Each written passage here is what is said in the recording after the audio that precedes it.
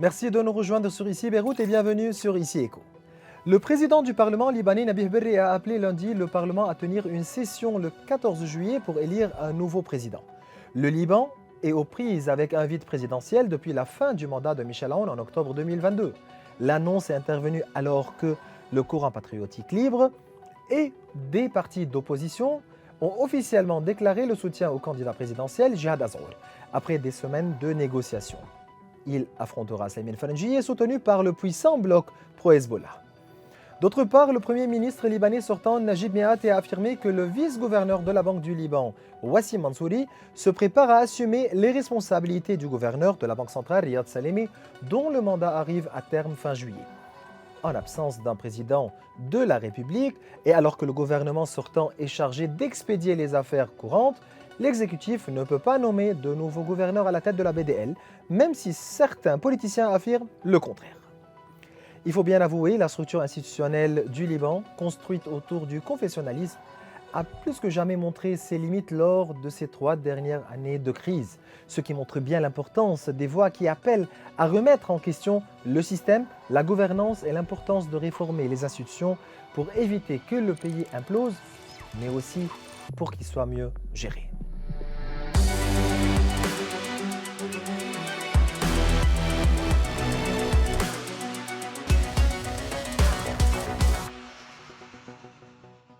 Durant cet épisode, nous nous pencherons sur les questions liées à la restructuration des banques et au contrôle des capitaux d'un point de vue légal, ainsi que sur l'indépendance de la justice avec le député du bloc parlementaire La République Forte des forces libanaises, Georges Harris. C'est un plaisir de vous avoir avec nous aujourd'hui. Merci Maurice, le plaisir est mien. Donc, on commence directement avec le dossier politique pour passer à l'économie. Certainement, il faut commencer avec la politique. Le député Michel Mawad n'a pas obtenu suffisamment de voix pour la présidence. Donc voilà, dimanche passé, il a annoncé son retrait en tant que candidat en faveur de M. Jihad Azour. Quels sont les scénarios attendus durant la session du 14 juin ? C'est pas juste une question de scénario, Maurice. À mon avis, c'est une confrontation totale avec le bloc de Hezbollah et consorts. On envisage plusieurs scénarios. Le scénario de l'obstruction, qui est une arme entre les mains de Hezbollah et qu'il a utilisée à plusieurs reprises en 2014 jusqu'en 2016. Et là, après la fin du mandat, Michel Aoun, on sait très bien que pendant 11 sessions, ils n'ont pas cessé de quitter la salle du Parlement pour empêcher la continuation du vote dans une deuxième et troisième et quatrième session. Donc ça, c'est envisageable parce que apparemment, le Hezbollah, avec son attitude hautaine envers tous les Libanais, sa détermination à empêcher la restructuration des institutions au Liban, sa décision est bien claire, son vocabulaire n'a pas changé. Mais en même temps, ce qui est bien, c'est qu'on... depuis quelques jours, surtout après le sérieux qu'on a donné avec la nomination de Jihad Azour, on sent que le Hezbollah et ses alliés ne sont pas aussi... Vous le sentez coincé ? Aussi détendus. Il est certainement coincé parce que n'importe quel scénario donnera beaucoup plus de votes à Jihad Azour qu'à Slimane Frangieh. Donc il va réagir de quelle façon ? Donc en premier, si une première session de l'élection va se tenir, il y aurait certainement Jihad Azour avec un nombre de votes supérieur à celui qu'obtiendra Slimane Frangieh si ils vont voter Slimane Frangieh en non. Donc, parce que le deuxième scénario, c'est Azour face au bulletin blanc pour ne pas nuire à la, à la réputation, au profil de Slimane Frangieh, parce que avec un nombre plus réduit que celui de Azour, ça va être une grande gifle pour le bloc de Hezbollah. Donc, ils vont essayer peut-être, à notre avis, de voter, comme ils l'ont fait pendant 11 sessions, un vote blanc. Durant la première session. Durant la première session, ils vont boycotter la deuxième. Et comme ça, ils auront un peu une certaine marge de manœuvre pour stabiliser, si je puis dire, les chances de Slimane Frangieh pour les tours à venir. Vous vous êtes adressé au camp du 8 mars tout en leur disant que répondre à leurs provocations quotidiennes est une façon pour nous de mettre en exergue nos différences et nos visions respectives du Liban. Ils ont leur Liban et nous avons le nôtre. Comment, quel avenir pour un pays où vous dites à une grande partie des citoyens, vous avez votre Liban et nous avons notre Liban? Le Liban auquel on aspire, est un Liban souverain. Et ça, c'est élémentaire pour n'importe quel pays. Le pays auquel on aspire, c'est un pays qui respecte la Constitution. On a une Constitution qui consacre un régime parlementaire démocratique. Et tout ce qu'on voit depuis des années, depuis des décennies de la part de Hezbollah, c'est une obstruction continue et constante aux valeurs démocratiques de ce pays. Donc, ce qu'on aspire, c'est les moindres droits de l'homme qui sont atteints quotidiennement par le behavior de Hezbollah, qui ne cesse de nous dire à chaque lever du jour, c'est moi qui décide du sort de ce pays, vous êtes des citoyens du second degré, mes armes sont éternelles jusqu'à la fin du conflit israélo-arabe, et il continuera à créer des termes pour récupérer, et avoir et obtenir la légitimité de ces armes.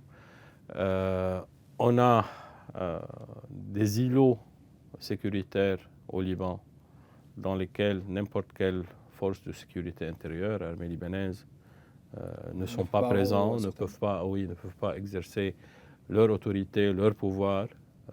Donc, la souveraineté n'est pas dans le dictionnaire de Hezbollah. Donc, il est vrai, à ce moment-là, de dire, et ce n'est pas ni avoir du culot, ni avoir de l'audace, de leur dire, le Liban auquel vous aspirez est complètement différent du nôtre. Et à partir de là, on a deux options, à mon avis. Il n'y a pas une troisième. Ou bien la libanisation du Hezbollah, la rationalisation de son discours, ou bien il faut qu'on se mette à table pour décider du sort de ce pays. Si vraiment vous insistez à ce que ce Liban soit de la manière dont vous avez donné les preuves, au moins à partir de 2005, à partir du retrait syrien et le bras de fer qu'ils ont exercé à partir de 2005, si vraiment vous insistez à continuer à gouverner le Liban de la sorte, ben, on n'est pas d'accord. Vous soutenez l'idée aussi des personnes qui disent qu'aujourd'hui, il ne faut pas nier l'existence d'une différence qualitative entre les Libanais. D'une part se situe le Liban de l'isolement, de la mort, de la pauvreté, d'autre part l'ouverture, la modernité, la vie, les investissements, etc. Non, à mon avis, c'est trop, c'est trop raciste. Et je ne suis pas du tout un partisan de ce discours. Je dis qu'il y a deux visions stratégiques. Pour quel Liban? Pour quel Liban? Donc, à mon avis, les différences en ce qui concerne la qualité de vie et la culture de chaque groupe ou bien de chaque communauté, c'est une source de richesse, à mon avis. C'est ça la diversité en tant que telle. C'est donc la coexistence entre différentes cultures. Mais ce que je ne tolère pas, c'est les divergences de principes, de stratégies, de souveraineté, de corruption ou combattre la corruption. Et même aussi imposer les visions voilà. aux autres. Donc, à partir du moment où on aura une seule vision pour la souveraineté de ce pays, donc éliminer tout genre d'interférence étrangère, et surtout de la part de l'Iran, dans la politique du jour au jour libanaise, à ce moment-là, je serai tranquille. Même s'il y a des différences de vision culturelle et humanitaire, donc ça, c'est des croyances internes de chaque communauté dans lesquelles je ne m'ingère pas, je respecte. moi, je consomme l'alcool. Si quelqu'un ne veut pas consommer l'alcool, c'est son affaire. Ce n'est pas, disons, une divergence stratégique sur laquelle on a ça pourrait donc barder ou bien... C'est pas structurel. C'est pas structurel. Ouais. Donc ça, c'est la diversité. Ça, c'est la mission du Liban, c'est d'engendrer toutes ces différences culturelles et de coexister ensemble. Mais pour vous, aujourd'hui, en tant que force libanaise, vous êtes en train de soutenir M. Jihad Azzour pour les élections présidentielles. Un président, pour vous, vous dites qu'un président idéal exigerait immédiatement le désarmement du Hezbollah et la mise en place d'une lutte contre la corruption à travers certains éléments, la justice, le gouvernement digital, etc. Mais est-ce que M. Azzour, aujourd'hui, peut trouver les moyens pour un désarmement du Hezbollah? Donc, soyons clairs et reformulons ce qu'on voudrait de n'importe quel président. C'est qu'il ose en premier dire que les armes du Hezbollah n'est pas un tabou. Et en premier, déjà, qu'il ne soit pas une marionnette, ni entre les mains du Hezbollah, ni entre nos mains, nous-mêmes, ni dans les mains de n'importe quel autre parti. Qu'il soit un arbitre, qu'il soit centriste, qu'il soit sur la même distance avec tous les autres partis. Mais qu'il lance au moins un discours souverainiste, qu'il mette à table la stratégie défensive sur laquelle on a étalé, on a fait couler beaucoup d'encre, on a consommé beaucoup de temps en vain. Il nous faut une stratégie défensive dans laquelle l'armée libanaise, elle soit le centre. Ouais, qui prend le contrôle. Voilà. Certainement, aujourd'hui, on s'attend à élire un nouveau président de la République et relancer les négociations avec le Fonds monétaire international. Vous pensez aussi que signer un accord avec le Fonds monétaire est aussi inévitable aujourd'hui, après 3 ans et quelques au grand effondrement? Ce n'est pas uniquement inévitable, à mon avis, ça devient indispensable. Pour dire quoi? Parce que nous savons très bien, il faut être modeste. La crise libanaise est due essentiellement au manque de confiance dans les autorités libanaises, dans tout le portrait économique libanais, si je peux dire. Donc, reconquérir cette confiance nécessite un accord avec le Fonds monétaire international pour atteindre des pourparlers avec tous les États donateurs, historiquement l'Arabie saoudite, l'Union européenne, les États-Unis. Et tous ces États nous disent clairement... Toute la communauté internationale. Oui, si vous n'auriez pas un accord avec le Fonds monétaire, ça devient très difficile pour nous de faire des relations bilatérales, head-to-head, avec le gouvernement libanais. Donc, le Fonds monétaire international est un passage nécessaire. Ce n'est pas une finalité en tant que telle, mais c'est un passage nécessaire qui pourrait revitaliser l'économie libanaise avec certainement des réformes, ce qui est excellent dans nos négociations avec le Fonds monétaire international, et ça devrait être une décision souveraine et autonome de la part du Liban, mais malheureusement, qu'est-ce que vous voulez?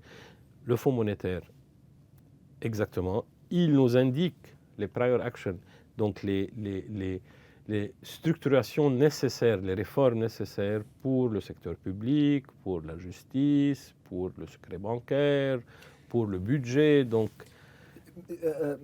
Monsieur Aes, j'ai bien commencé. Il joue le rôle de consultant. Oui, mais j'ai bien commencé avec le côté politique pour dire qu'il faut passer par un accord politique pour pouvoir mettre en place ces réformes. Oui, certainement. Durant des années, des partis politiques ont interdit la mise en place de réformes. Qui en est responsable?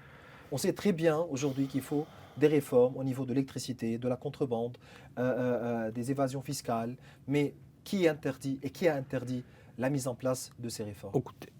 Écoutez, vous rendez qui responsable? Oui, Maurice. Je ne défends aucun parti politique. Je ne défends pas le moindre du monde cette classe politique avec sa majorité corrompue. Mais il faut dire qu'il y a, je ne sais pas si c'est une majorité au sein du Parlement, qui a un appétit vraiment visible pour ces réformes. Mais pendant des années, et si on regarde bien les 4, 5, 6 ans passés, c'est ou bien une vacance au niveau présidentiel, ou bien un gouvernement démissionnaire. Donc il n'y a pas eu des institutions équilibrées qui puissent travailler normalement et fonctionner normalement. Vous êtes convaincu qu'on peut combattre la contrebande aujourd'hui au Liban, ou bien l'évasion fiscale, ou bien au niveau de l'électricité? Ça, c'est une autre paire de manches. Donc, je voulais continuer. Donc, ouais. Au niveau institutionnel, il y avait beaucoup de problèmes qui empêchaient. Mais il y a l'appétit, vous dites. Mais il y a aussi l'absence totale, si je peux dire maintenant, de l'institution mère, à mon avis, qui est la justice. Donc on n'a pas de justice au Liban. Avouons. Et sans la loi de l'indépendance de la justice, on n'aurait pas une justice indépendante et qui puisse mettre tous les responsables devant leurs responsabilités. Il y a aussi la récupération, et ça c'est primordial à mon avis. Et ça c'est un message de confiance et au peuple libanais et à la communauté internationale, la récupération de tous les fonds qui, ou bien ils ont été volés pendant les 30-40 années passées, ou bien les fonds qui ont été transférés discrétionnairement par la banque et par cette classe politique corrompue à l'étranger, et si je peux dire, la tahrir, la libération des dépôts. Ça, c'est, à mon avis, les trois piliers de l'équilibre monétaire, plus certainement un autre gouverneur de la Banque centrale avec un nouveau code de la monnaie et du crédit. Vous avez bien mentionné le secteur... C'est énorme. Ouais, c'est énorme. C'est énorme. La réforme du secteur juridique en tête de vos priorités. Vous étiez juge depuis entre 1997 et 2010. Durant ces années, 94, ces années, vous étiez témoin de la détresse du secteur judiciaire, due à la dépendance du pouvoir judiciaire, à l'écart du pouvoir exécutif, mais aussi à l'époque aussi il y avait l'influence négative des services de renseignement syriens au Liban. L'intervention politique et de l'exécutif est continue au niveau juridique. Comment aboutir à une réforme du système judiciaire et une indépendance judiciaire totale par l'intermédiaire du législatif?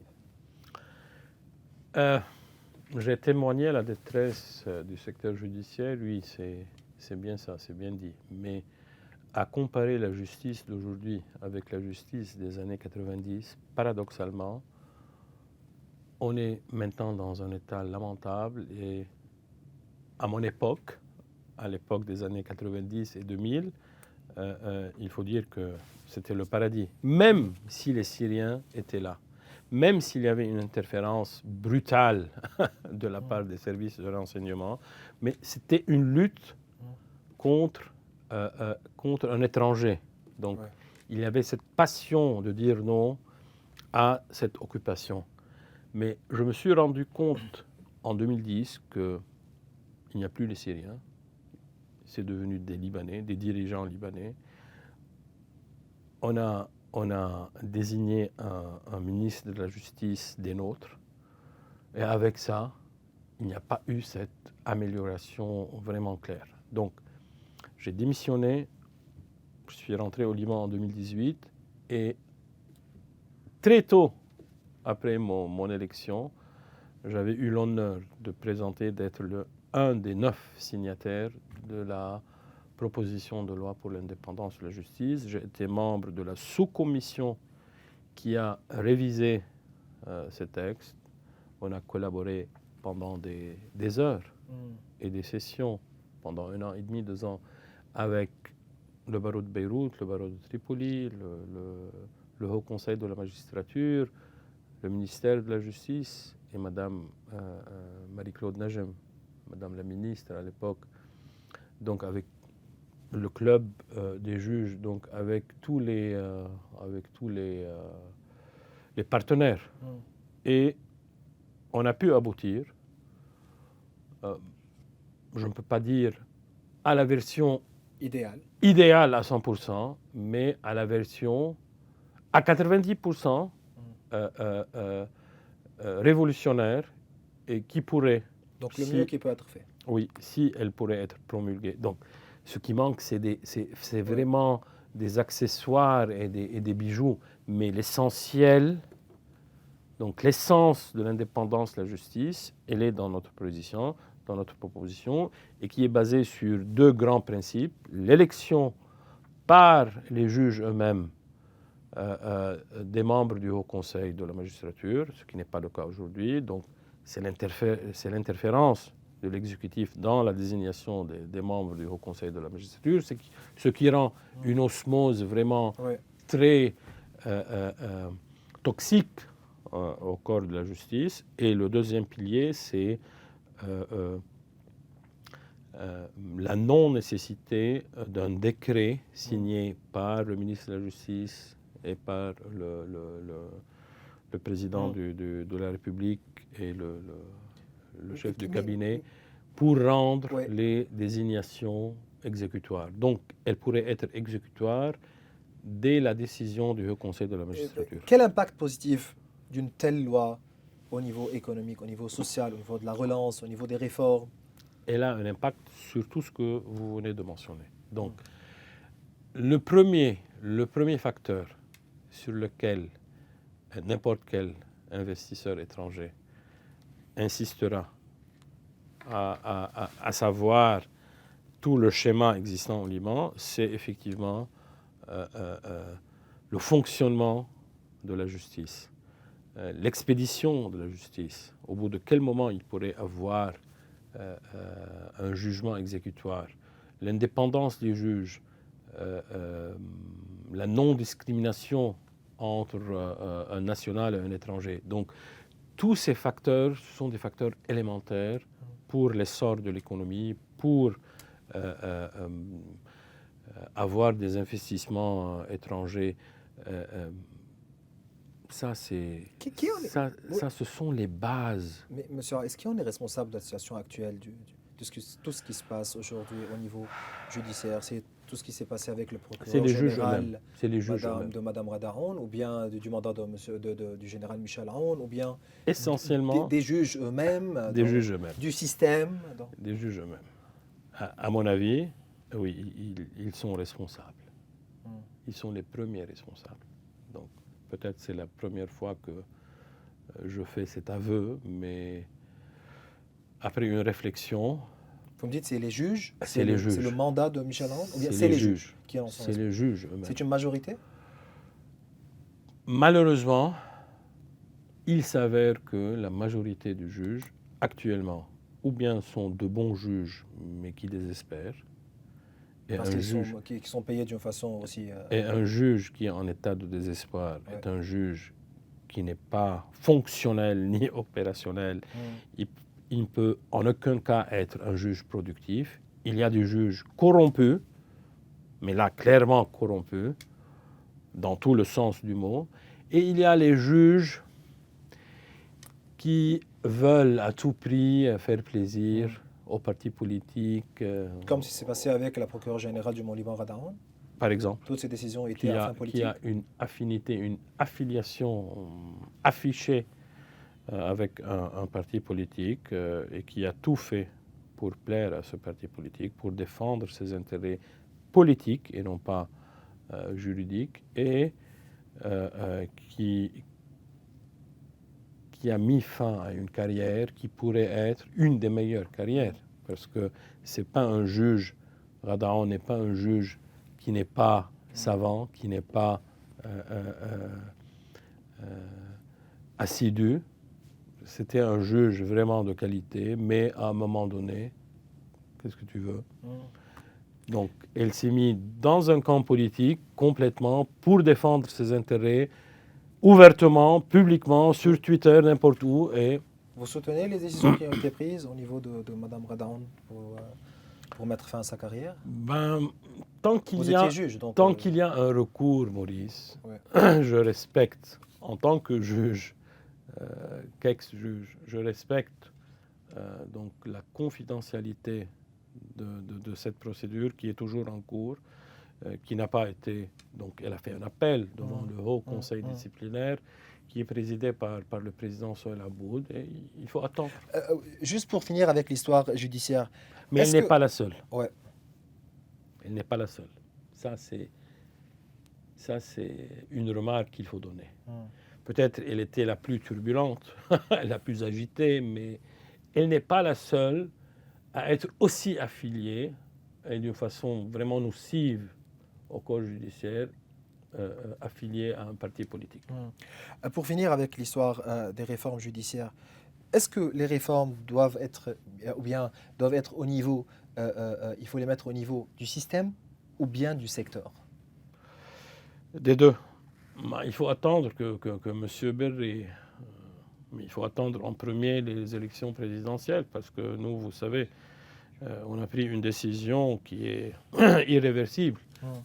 Pas de législation tant qu'il y a une vacance au niveau de la présidence de la République, mais quand il y aurait des élections et un nouveau président, on réclame avec la haute voix qui puisse être que la première Assemblée générale, en priorité, la loi sur l'indépendance de la justice. Vous voulez me dire ici que toute relance économique, toute réforme qui va être appliquée d'une façon adéquate, aussi pour mettre aussi fin au clientélisme qui existe et la corruption, donc il faut commencer par le côté judiciaire. Ça commence par là. Ce n'est pas uniquement moi qui le dis, Maurice. C'est des études bien établies, une corrélation bien établie dans tous les systèmes du monde entre le judiciaire et tout ce qui est normalisation des institutions, l'essor économique. Je passe au dossier de la décentralisation. Le salut public. Au niveau de la décentralisation, vous appuyez la décentralisation administrative et financière? Et financière, et taxatoire, une décentralisation au niveau du développement, des grands projets. Mais revenons ici à Taïf. Taïf aussi a bien mentionné la décentralisation. Pour lui, il fallait commencer depuis Taïf. La décentralisation, qui n'a jamais été aussi appliquée d'une façon adéquate. Mais certainement, il faut trouver aujourd'hui une décentralisation administrative et financière conforme à la Constitution, aussi qui est conforme aux accords de Taïf, mais aussi pour pouvoir aboutir à une bonne gouvernance, à une bonne relance garantie.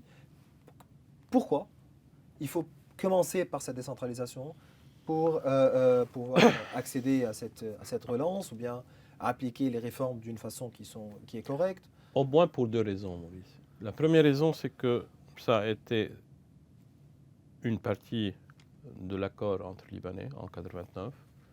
Donc on a eu 15 ans de guerre et cette guerre a pris fin avec un accord historique à Taïf entre les belligérants libanais, donc qui se sont mis d'accord sur deux grands principes.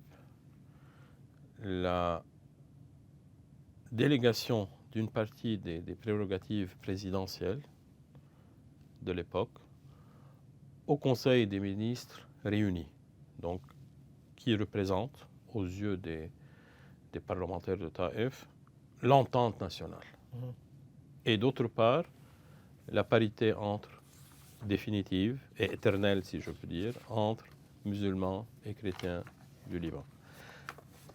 À côté de ces deux grands principes constitutifs, de cette nouvelle entente, donc de cette nouvelle ère, si je peux dire, libanaise, il y a eu différentes réformes, dont, en premier, la décentralisation. Donc ça, c'est un. Il faut exécuter cette entente libanaise, même après 32 ans. Il n'est jamais trop tard. Et deux, parce que à chaque jour, on a des preuves supplémentaires que ce modèle central a vraiment fait faillite. Qui a été en faveur de la corruption, du clientélisme, de tout, etc. De tous nos maux. Donc,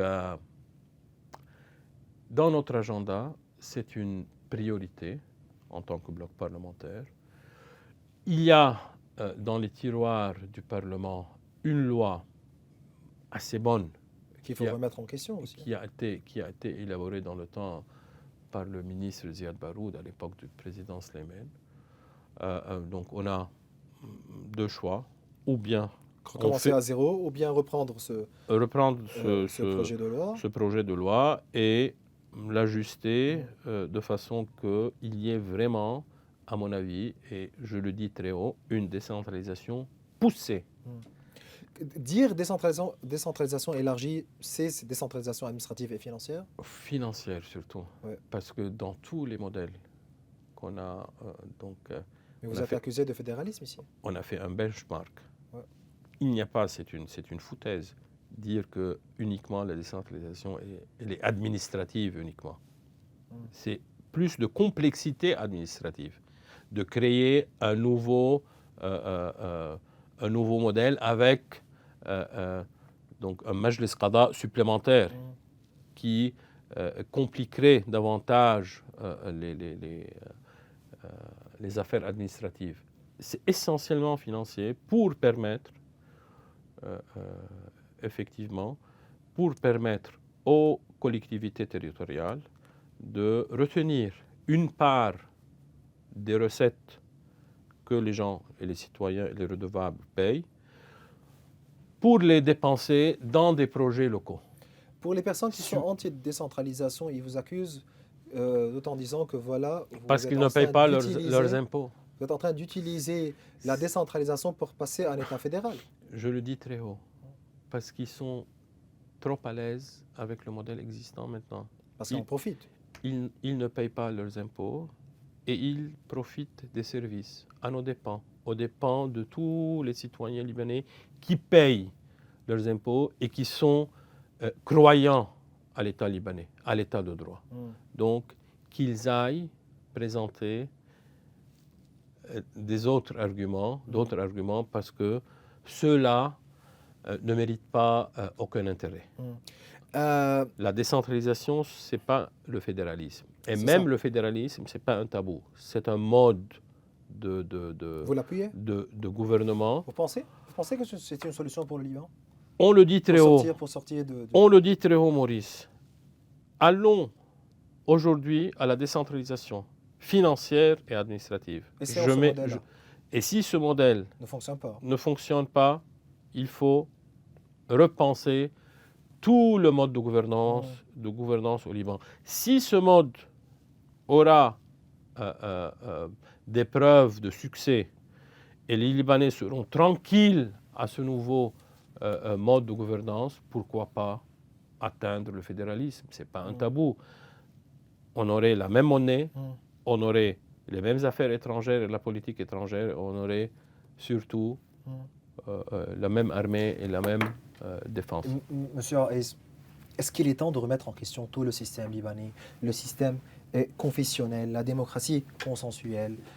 Il est temps de dire que voilà, ça ne fonctionne pas comme ça. Il faut remettre en question tout ce système-là. Certainement. Il faut poser ces questions existentielles parce qu'on a payé un prix excessivement... Vous parlez au niveau chrétien ou au niveau citoyen en général? Citoyen. On a payé un prix excessivement énorme de tout ce système, mais on n'a pas le droit ni de poser des questions, ni de commencer à réfléchir aux réponses tant qu'il y a un parti libanais qui garde toujours des armes. Et avec ces armes, il menace le salut interne, il menace les autres Libanais, il fait comme fait actuellement Hezbollah avec les élections présidentielles. Donc tout ça, c'est existentiel.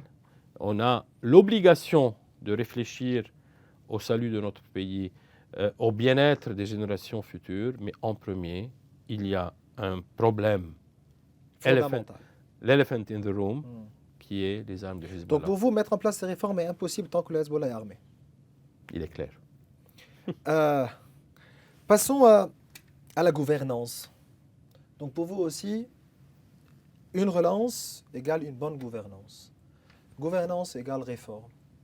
Réforme égale décision politique. Ça commence d'où? Ça devrait commencer avec les élections parlementaires, Maurice. Je crois qu'on est tous les deux d'accord que c'est le choix des citoyens. Et dans notre Qu'il faut Constitution, respecter. oui, dans notre Constitution, il est bien clair que le peuple est la source de toutes les institutions. Al-Sha'b, Masdar al-Sulutat. Donc, il faut respecter La Constitution. la Constitution. Donc, c'est le choix des hommes qu'il faut respecter. C'est le choix des citoyens libanais qui ont voté pour ce Parlement. Est-ce que ce Parlement est-il le Parlement idéal pour s'élancer dans ce grand parcours de réforme? À mon avis, non. Donc, il faut améliorer davantage et davantage le choix des citoyens, avoir un Parlement vraiment révolutionnaire du point de vue de son aptitude à travailler. On n'a pas ça aujourd'hui? On a actuellement un désastre au niveau du Parlement. C'est, à mon avis, c'est le moins productif, peut-être de tous les parlements, y compris... Qui est responsable ici, les partis politiques ou M. Nabih Berri ou qui? C'est la conjoncture, parce qu'il y a ce clivage, c'est le clivage entre le Hezbollah et les anti-Hezbollah.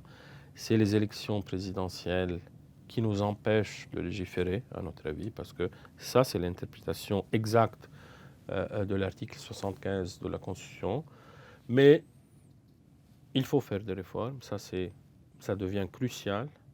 Il faut commencer par avoir un Parlement beaucoup plus dynamique, beaucoup plus productif, avec des législateurs qui ont une idée, c'est quoi une loi, comment discuter la loi.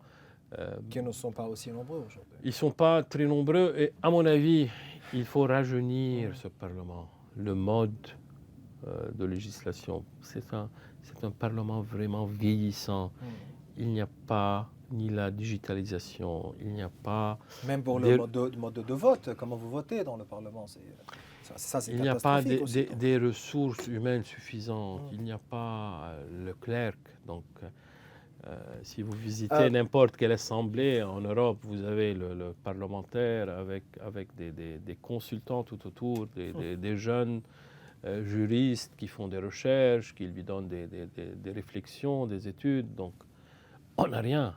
Le député est à 80% donc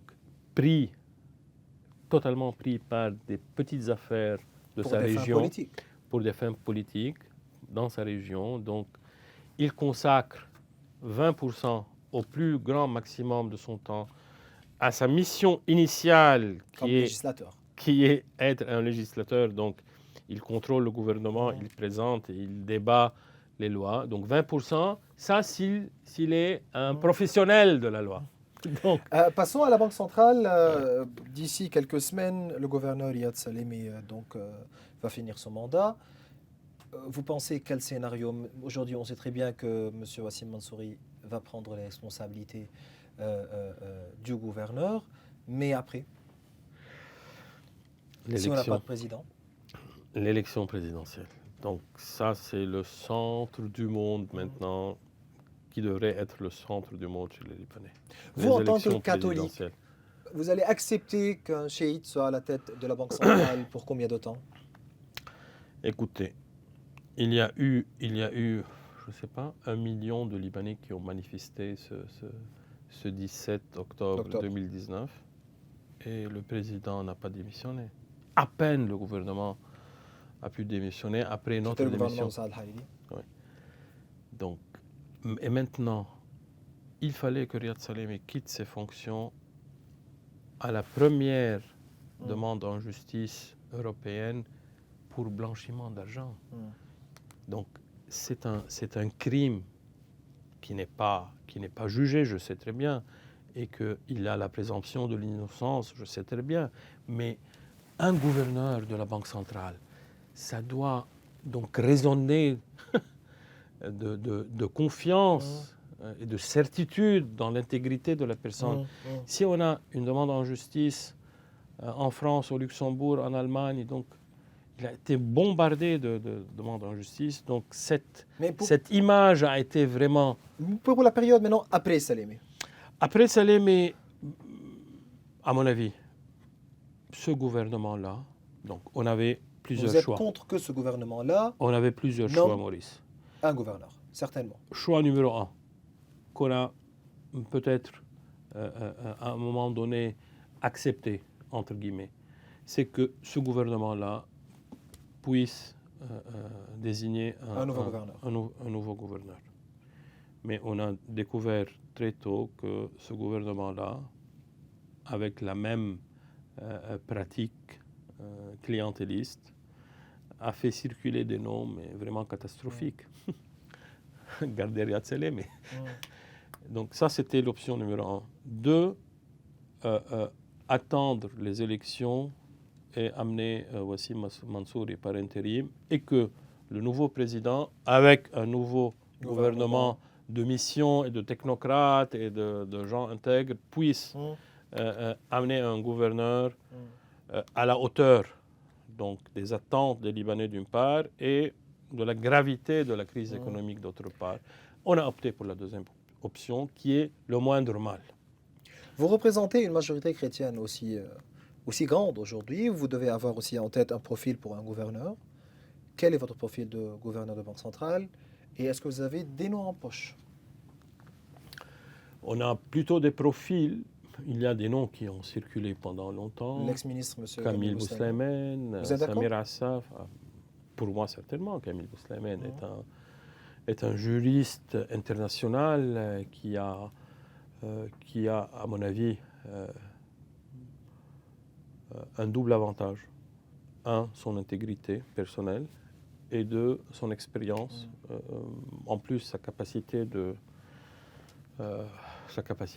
négocier avec tous les partis libanais, bien qu'il est plus proche pour nous. Mais je suis certain que le jour où Kamil Bousleimen, ou des gens comme Kamil Bousleimen, vont être en fonction, ils seront vraiment à la même distance de tous les partis et ils n'agiront qu'en fonction de l'intérêt de la monnaie libanaise et des finances libanaises.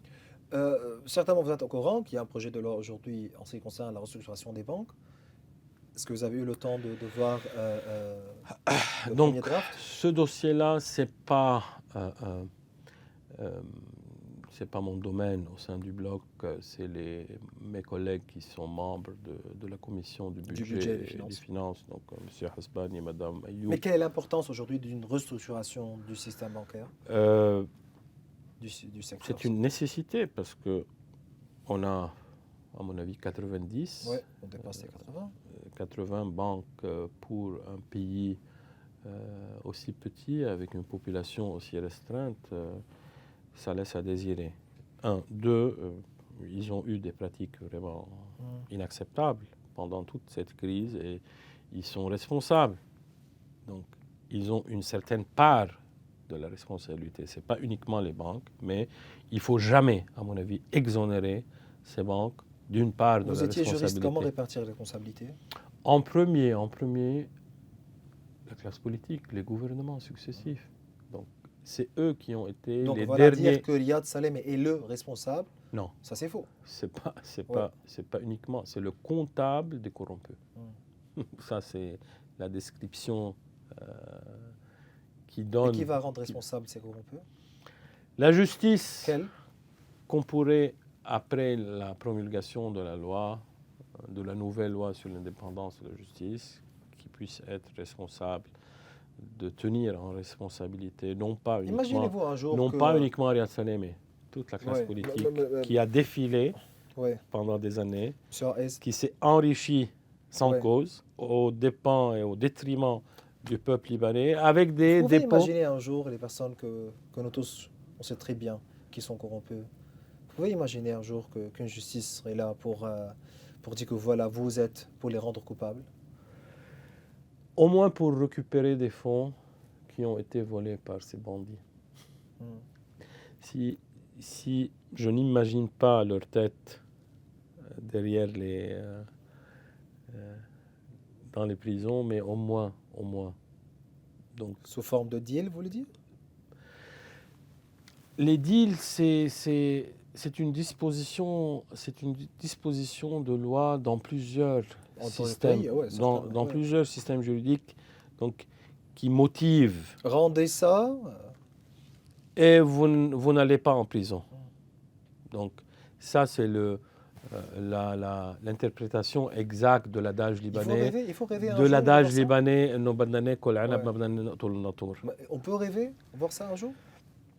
On a travaillé sur un texte pareil avec Camille Bousselman et moi depuis 3 ou 4 ans. Donc, on a revu quelques lois étrangères. Donc, c'est tout un système. Donc, amener les défendeurs, faire un deal, une négociation. Donc, on a des preuves ou bien des soupçons vraiment sérieux que vous avez détourné, disons, $1 million, rendez au trésor libanais 20, 30, 40%, etc. $700 000 et vous serez exonéré des poursuites pénales qui vous amèneraient en prison. Ça, c'est pour nous avons vu ça injecter des capitaux. Arabes depuis les 20 dernières années. Donc. Ouais. 3 questions pour finir. Certainement, la crise des réfugiés syriens au Liban date depuis 2011. Pour vous, pour Georges Hayes, qui a intérêt à ne pas faciliter le retour des régimes syriens en Syrie? La communauté internationale, le régime Bachar al-Assad, les NGO qui travaillent au Liban, quelques politiciens au Liban? Cumulativement. C'est un cumul, c'est une superposition d'intérêts. Vous pensez que ça va exploser, ce dossier va exploser? Si on traîne, comme on traîne maintenant, c'est fatal. Je le vois imminent. Vous rendez responsable le gouvernement Miati de la façon dont il a géré cette crise? Écoutez, on n'a jamais géré une crise comme il faut. Et le coût de la gérance de la crise était c'est plus grand que la crise elle-même. Hein? Ce n'est pas une première au Liban que n'importe quel gouvernement en place se déstabilise et face à n'importe quelle crise, beaucoup moindre que celle des réfugiés. Mais le régime Bachar al-Assad, en grande partie, il est responsable parce que lui, il ne veut pas faciliter le retour des Syriens chez lui, parce que la plupart des réfugiés sont des Syriens de communautés, on sait tous, qu'il veut en finir avec eux. Ça, c'est de la communauté internationale qui a cette peur bleue d'avoir des réfugiés filés en Europe après la grande expérience Merkel au début de la crise, donc qui a été, à mon avis, un échec. Donc ça a créé un traumatisme européen qui les rend un peu agressifs, à mon avis, dans leur approche, parce qu'on voit des ambassadeurs étrangers au Liban. Ils sont calmes, doux, compréhensifs dans n'importe quel Mais quand on passe au niveau des réfugiés? Dans n'importe quel dossier libanais. Quand on passe aux réfugiés, ils sont aux alertes, ils ne veulent pas entendre des droits de l'homme. Donc oui, à mon avis, il y a eu un certain moment depuis quelques semaines, vraiment de consolidation de la position libanaise vis-à-vis de ce dossier, mais ça a relâché. Vous venez de Zahle, vous êtes sur le terrain. Zahle a envahi aussi. C'est le plus grand nombre. Oui. Et c'est là où ça va barder si un de ces jours ça va exploser. Parce que la proximité avec la Syrie rend plus facile le marchandage et l'achalandage des armes, que Dieu ne plaise. Mais on a haussé la voix. On a demandé à la municipalité de Zahle de prendre des mesures, au moins dans la ville de Zahle, pour préserver la sécurité à l'intérieur de la ville de Zahle. Mais on sait tous que ni les municipalités ont les moyens financiers de déployer un projet. Pour finir, vous pensez que le Liban aujourd'hui a besoin d'un nouveau pacte social, socio-économique, ou un nouveau pacte citoyen-citoyen, un nouveau pacte religieux, à quel niveau? La citoyenneté au début. Donc il faut définir comment être citoyen libanais. Donc ce pacte, premièrement, pas entre les Libanais, entre le citoyen et l'État. Parce que les Français, quand ils sont révoltés en 1789, la première étape qu'ils ont franchie, avec beaucoup de terreur blanche et de guillotine, c'est le pacte entre le citoyen et l'État. Qu'est-ce que l'État doit fournir aux citoyens et le citoyen, quel serait leur devoir Est-ce que vous votez pour remettre en question la constitution libanaise un de ces jours? après le désarmement de Hezbollah et Est-ce qu'il faut la faire ça? consécration de l'égalité des citoyens devant la loi. Ça, c'est l'introduction, ça, c'est le bloc constitutionnel qu'il faut respecter en premier. Sinon, tout ce qu'on pourrait faire serait vraiment une pure perte de temps. C'était un plaisir de vous avoir, M. Georges Raïs. Pour Vous moi êtes aussi. député du bloc parlementaire et la publique forte des forces libanaises. Je vous remercie. Aussi. Bien voilà, mes chers téléspectateurs, on vient à la fin de cette émission. Vous pouvez revoir tous nos épisodes sur nos réseaux sociaux. Au revoir.